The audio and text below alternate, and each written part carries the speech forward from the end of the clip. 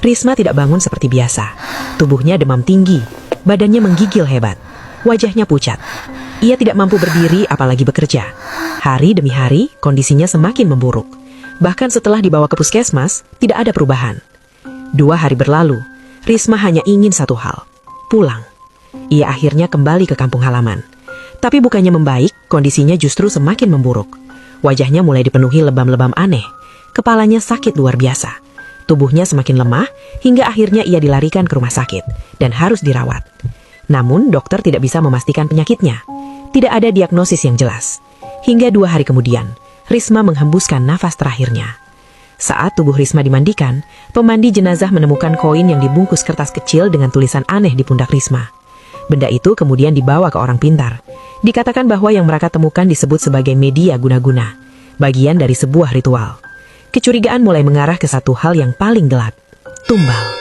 Dugaan semakin kuat saat tantenya tidak datang saat Risma meninggal. Tidak ada kabar, tidak ada penjelasan. Hingga beberapa hari kemudian, ia datang. Tapi ada yang berbeda. Ia terlihat lebih berhasil. Tubuhnya dipenuhi perhiasan emas. Sementara suaminya terlihat gelisah, seperti menyimpan sesuatu yang tidak bisa diungkapkan. Setelah kematian Risma, suasana di kampung itu tidak pernah lagi sama, karena teror datang perlahan. Teman-teman dekat Risma mulai merasakan kehadirannya, seolah ingin menyampaikan sesuatu. Via, yang merupakan sahabat dekat Risma, hampir setiap malam bermimpi. Dalam mimpinya, Risma datang seperti biasa, seperti tidak pernah terjadi apa-apa. Tapi setiap kali terbangun, ada perasaan aneh yang tertinggal dan menekan dada. Ibu dan neneknya juga mulai merasakan hal yang sama. Ada perasaan seolah-olah Risma masih ada di rumah. Kabar itu menyebar cepat, dan tanpa disadari, hampir seluruh kampung mulai mengalami hal serupa. Orang-orang bermimpi tentang Risma. Kampung itu berubah. Yang dulunya tenang menjadi penuh bisik-bisik. Orang-orang mulai percaya bahwa kematian Risma bukan hal biasa. Teror itu tidak berhenti. Justru berpindah. Sejak saat itu, kehidupan wanita itu berubah drastis.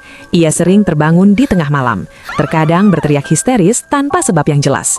Dalam mimpinya, Risma tidak lagi datang sebagai sosok yang ramah, tapi sebagai ancaman. Suaminya yang menyaksikan semua itu hanya bisa terdiam dalam ketakutan. Akhirnya, mereka memutuskan kembali ke kampung, menemui ibu dan nenek Risma. Mereka juga sempat berziarah ke makam Risma, berdoa dengan wajah penuh penyesalan.